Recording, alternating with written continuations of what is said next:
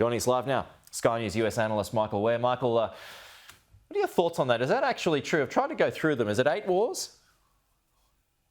Well, it depends how you define the war, and it depends on how you define President Trump's role in ending these conflicts. For example, the fury of the fighting that was occurring between India and Pakistan, President Trump claims he was the one that ended this particular spark in fighting. But in fact, India very openly said, no, it wasn't you, President Trump. It was India, ourselves, and Pakistan who did that.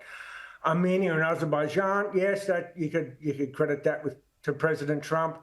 Thailand-Cambodia, we believe Malaysia did most of the heavy lifting, but as the Malaysian Prime Minister said, he couldn't have done it without President Trump. So 8's a big call. It depends on the definition and the role of these wars. All right. Well, he's been involved in some capacity, let's put it that way. But set the scene for us this week, Michael. And we've been given a tease already from Scott Besant this morning about trade talk, which could well be cooling between the US and China now. So what do you think the result of APEC is going to be this week? Well, we've still got a few days to go before APEC, and a lot is already happening. Now, American trade negotiators have been meeting with their Chinese counterparts over the last few days, and the Americans, as you say, the Treasury Secretary Scott Besant says that we have a framework for a deal. Another representative says we have the contours of a deal with China. Now, Chinese state media isn't disputing that, but their language is a bit more tamed down. They're describing it as, having achieved a basic consensus. Though the Chinese say that it's been hard won, the negotiations were intense, but everyone's going to have to live up to their parts of the deal. Look, if this is just a ceasefire in this trade war, as some analysts fear it will be, that it won't be permanent, that's something that the global markets can celebrate. And what's happening right now in Malaysia with the American president is leading up to his summit on Thursday with the Chinese President Xi Jinping.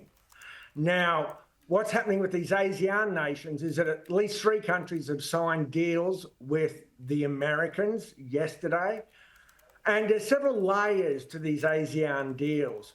One is acknowledging that there are what's called pass-through trade or tariff evasions, where China can make something, ship it to Vietnam, and then the Vietnamese export it to America. So they've acknowledged that that's a problem.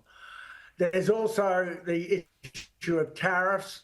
A lot of Southeast Asia was threatened with sky-high tariffs. We now see that that's been tempered down to 19 to 20% American tariffs on each of these countries.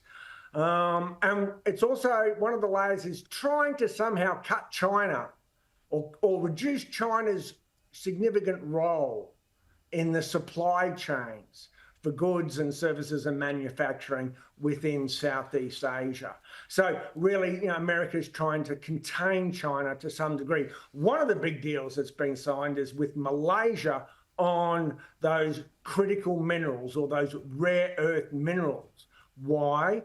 Because Malaysia does have a burgeoning and highly functioning processing capability.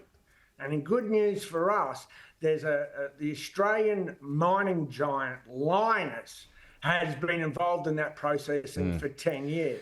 But getting all these ASEAN ducks in the row, in many ways, is trying to give President Trump more leverage when it comes to the big meeting with the Chinese president. Well, look, China's going to be a dominant theme right across the board, and in particular from a military and security sense too. We just got that story last week, Michael, of Chinese aircraft sending flares in the direction of our planes.